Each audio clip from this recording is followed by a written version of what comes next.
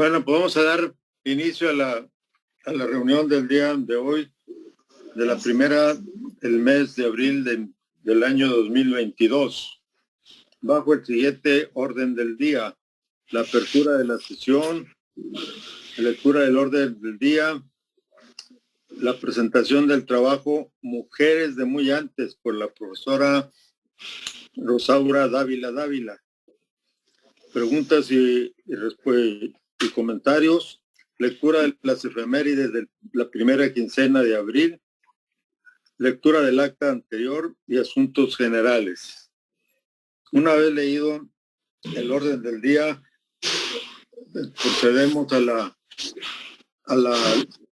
la presentación del trabajo. No presentamos a la expositora porque es ampliamente conocida por nosotros y por toda la comunidad. El trabajo de hoy es secuencia de uno anterior que ya había presentado, que ya presentó. Maestra Rosaura, adelante. Muy bien. Pero no la voy a escuchar. Es diferente.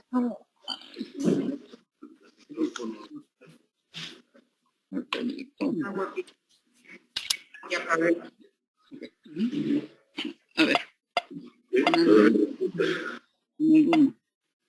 ¿Qué tiene que estar aquí ahora sí? Un trabajo se llama Mujeres de Muy Antes, segunda parte, y el trabajo no pretende ser un recuento exhaustivo de la obra de todas las mujeres, sino de aquellas que han hecho algo sobresaliente, pero que se reconoce muy poco sus logros. Entonces, estamos ahorita vamos a ver, a empezar con Safo de Mitilén. ¿Todos oyen bien a Rosaura? Sí. Entonces, les vamos a suplicar que pongan en mudo su sistema de micrófono. Nada más cuando tengan que intervenir lo prenden. Y así no tenemos estática y ruido que no queremos. Muchas gracias. Safo de Mitilén, Grecia. Poetisa griega, junto con Alceo, están considerados los poetas más sobresalientes de la poesía arcaica. Nació en la isla de Lesbos en el año 650 a.C. Estuvo casada brevemente con un comerciante de Andros, Alceo de Mitilén, con quien tuvo a su única hija, Cleis. Tuvo 3 hermanos, uno de los cuales fue elegido copero de Mitilén, cargo que solo era ejercido por las familias nobles. Y nos preguntamos qué es un copero. El copero era una persona de mucha confianza de la familia real, que se encargaba de vigilar las copas de vino de todos los funcionarios reales, pero principalmente de la del rey, porque se temía mucho de que Alfredo.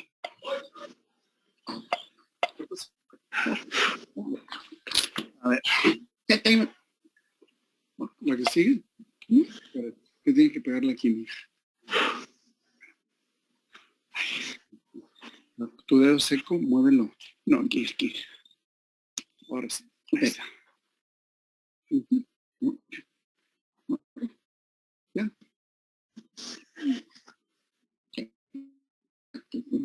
Es que esto está... Espérame. Empieza a leer. Ahí está, en la casa de servidores. Eso es así, ahí es donde empieza. En la casa de las servidoras. En la casa de las servidoras de las musas, Asociación Cultural en honor de Afrodita, Safo era maestra y allí se aprendía a recitar poesía, cantar y elaborar manualidades. Por lo expresado en sus poemas escritos en griego antiguo, se infiere que se enamoraba de algunas de sus discípulas. En un fragmento de su poesía describe la historia de Faón, un hombre bello del que Afrodita se enamoró. Y Safo, influenciada por la diosa, se suicidó lanzándose al mar desde la roca de Leucabos, cuando vio que su amor no era correspondido.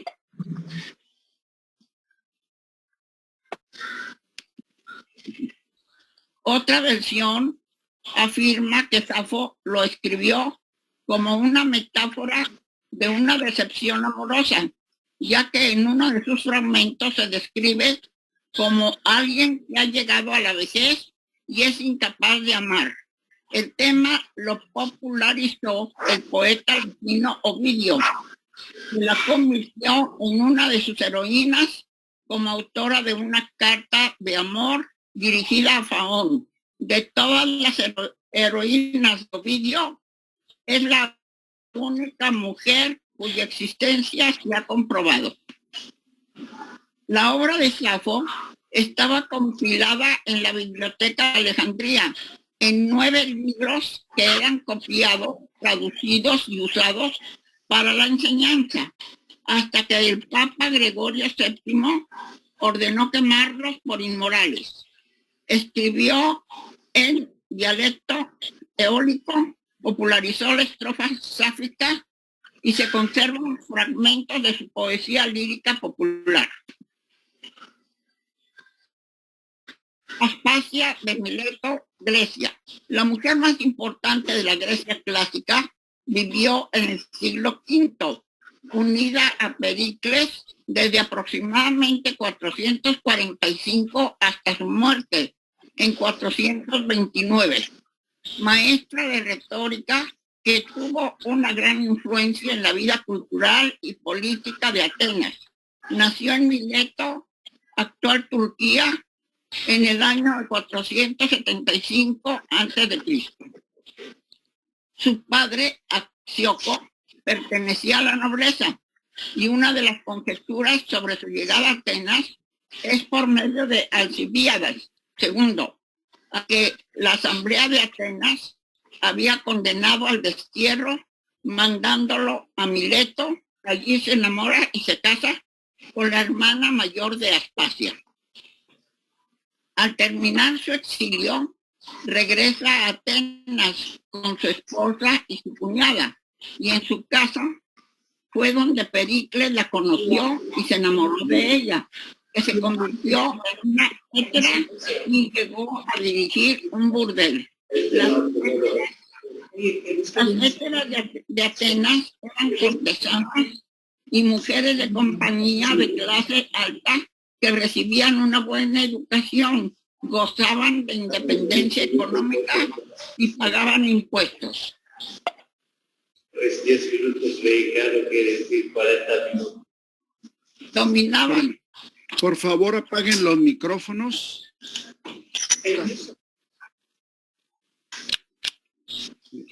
Dominaba la retórica, ya que en su infancia asistió a las escuelas públicas de Mileto, con un sistema muy diferente del de Atenas, porque en las primeras niños y niñas recibían igual aprendizaje y asistían y participaban en asuntos políticos.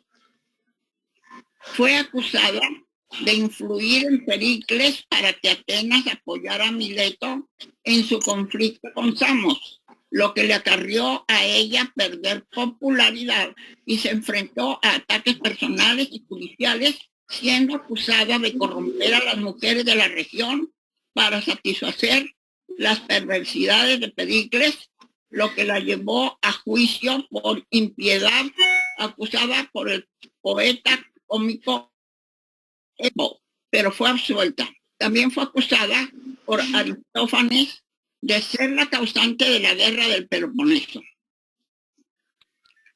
Su casa era el Centro Cultural de Atenas. Uno de los frecuentes visitantes fue Sócrates. En el año 429 a.C., durante la plaga de Atenas, Pericles perdió a sus dos hijos legítimos. Antes de su muerte, su hijo Anastasia, Pericles el joven, fue considerado el heredero legítimo. Tuvo la habilidad de rodearse de los más ilustres intelectuales, contribuyó en forma notable al engrandecimiento de la vida cultural. Fue admirada por filósofos, artistas y demócratas, pero sus adversarios siempre la vieron como una revista extranjera por su influencia con Pericles.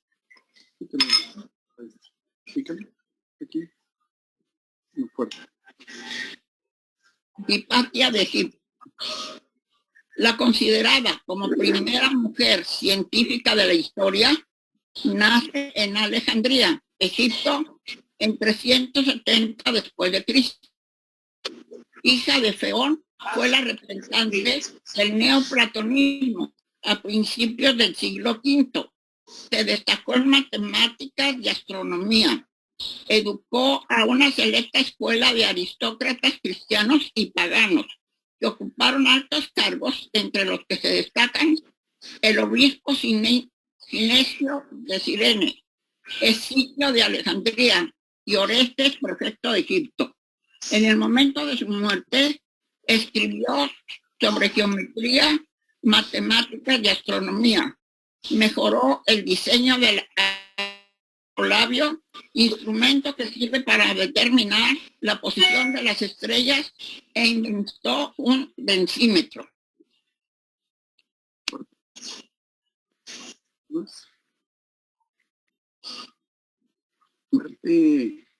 Víctima del fanatismo religioso, fue lapidada por una turba de cristianos asusados por el patriarca Cirilo y la iglesia de Alejandría en marzo de 415 después de Cristo, y se le presenta como una mártir de la ciencia.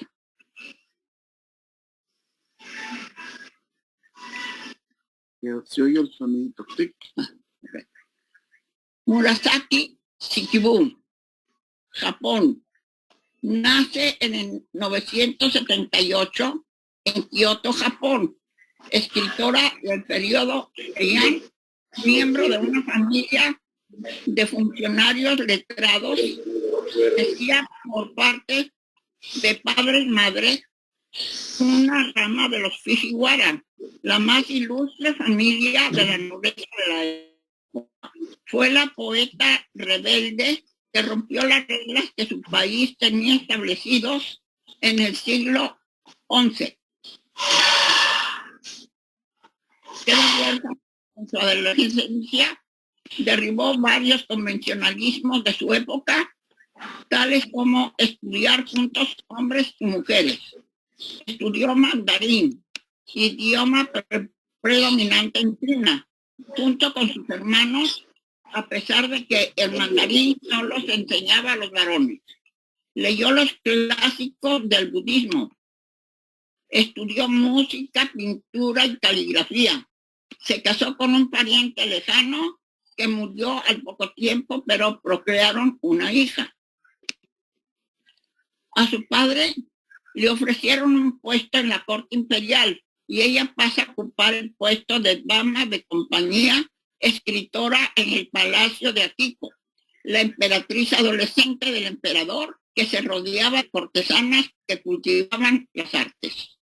Al enviudar, se retira a la vida privada y nació su inmortal obra maestra, la historia de Genghis, que es una aguda observación de hombres y costumbres de la época y se le considera la primera novela de la historia.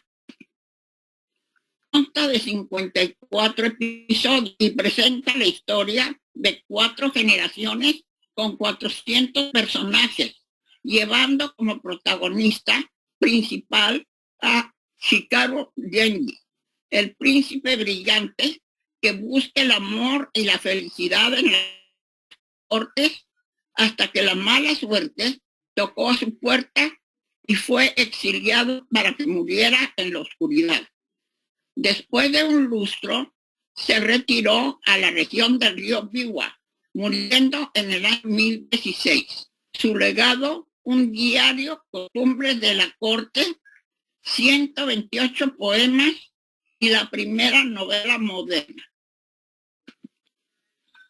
Bajo el emperador y su hijo, la corte fue un verdadero emporio de mujeres valiosas, Konsei Shonagon y Murasaki e Izumi Shikibu, que figuran entre las más destacadas del firmamento literario de su país.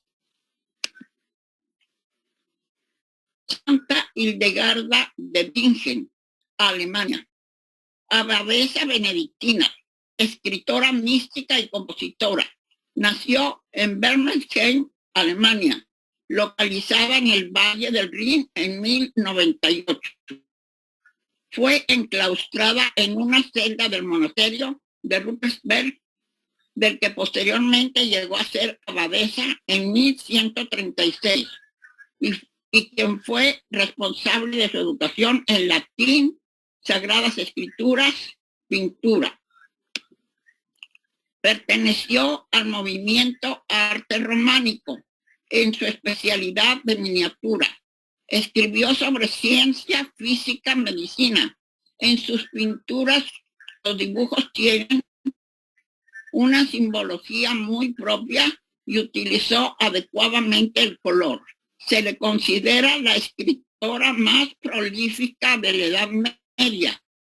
Libros: Civias 1152, Physica, Ordo Virtum, Creo Lingua Ignotum, primera lengua artificial de la historia. Conocida como la Sibila del Rin, título otorgado por el Papa Benedicto XVI. Es considerada por los especialistas actuales como una de las personalidades más fascinantes y polifacéticas del occidente europeo y una de las más influyentes de la Baja Edad Media. Muere en 1179. Sofonisba Anguissola, 1535-1628, Italia. Nace en Cremona, actual Italia, en 1535. Es la primera mujer pintora en alcanzar reconocimiento en Europa. Su obra se realiza en el contexto renacentista de la Italia del siglo XVI. Establece nuevas reglas en el ámbito del retrato femenino.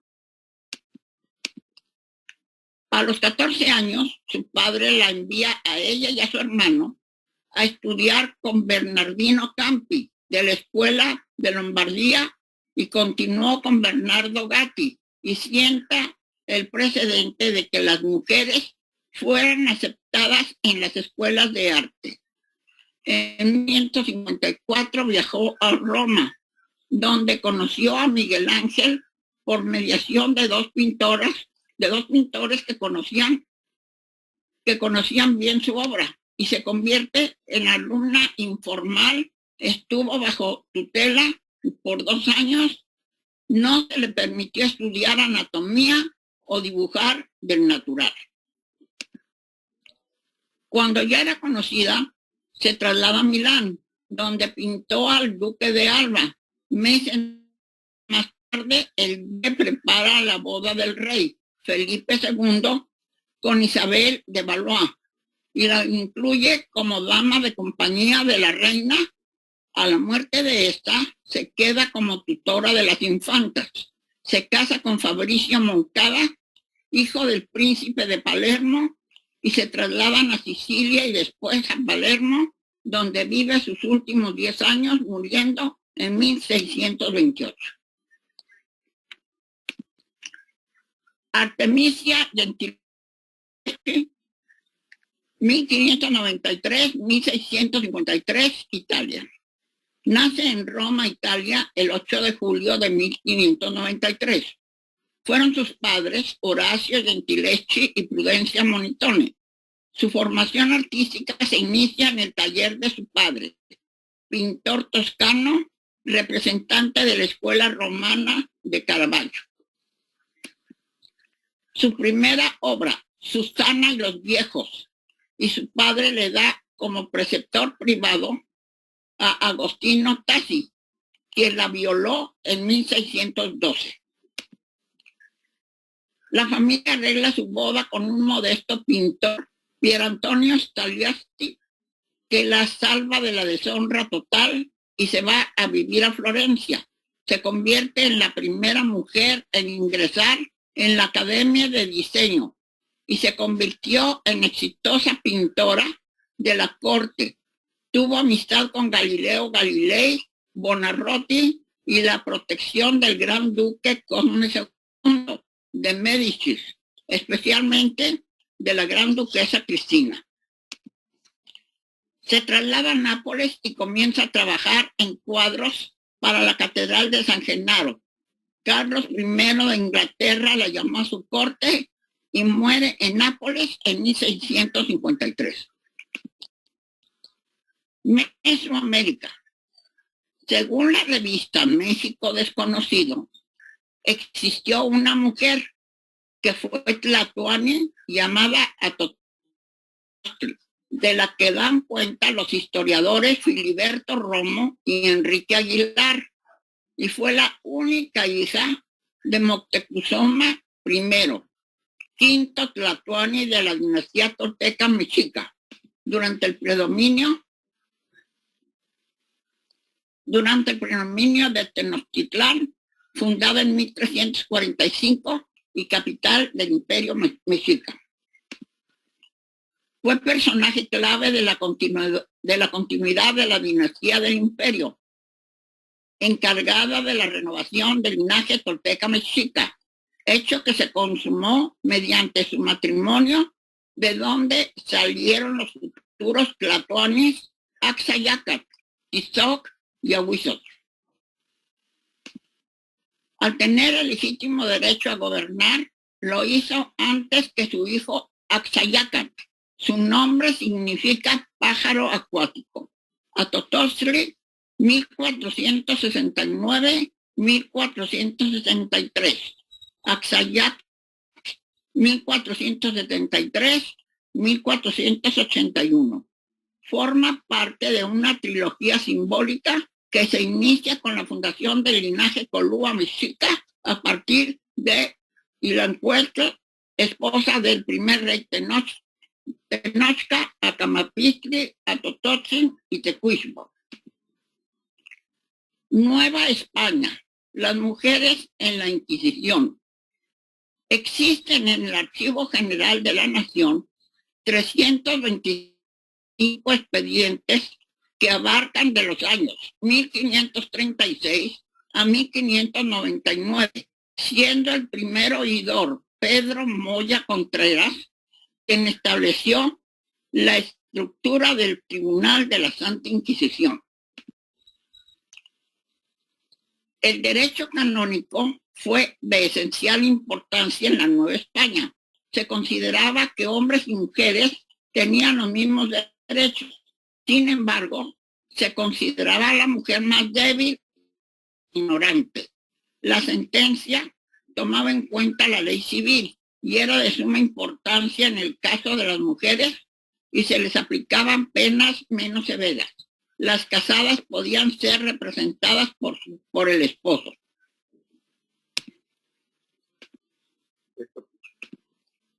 Los asuntos por los que les podía acusar eran bigamia, hechicería, brujería, alcahuetería, superstición, blasfemas y curanderas. Sor Francisca de la Anunciación nació entre 1535 o 1536 en la Ciudad de México. Entró al convento de la Inmaculada Concepción a la edad de 15 años y se le juzgó en diciembre de 1564, porque según testificaron 5 monjas que declararon ante el inquisidor Fray Bartolomé de Ledesma que ella había dicho que una monja que se había ahorcado en el convento, no se había condenado, porque al último momento la suicida se había arrepentido, lo que claramente estaba en contra de la Iglesia Católica. El inquisidor llamó a la acusada, quien dijo tener 28 años, y que el comentario que compartió con sus compañeras fue que dudaba de que la monja se hubiera condenado porque ella la encontró aún con vida y le expresó su arrepentimiento. Además, la religiosa se le había aparecido en 2 ocasiones y se confirmó que se había salvado, y ella, la acusada, se sometería a la corrección que la Santa Madre Iglesia quisiera imponerle como hija obediente suya. En 1566 fueron ejecutados los hermanos Gil y Alonso González de Ávila por participar en la conjura de Martín Cortés. Gil tuvo 4 hijos y una hija. La hija se enamoró de un mozo mestizo llamado Amitia.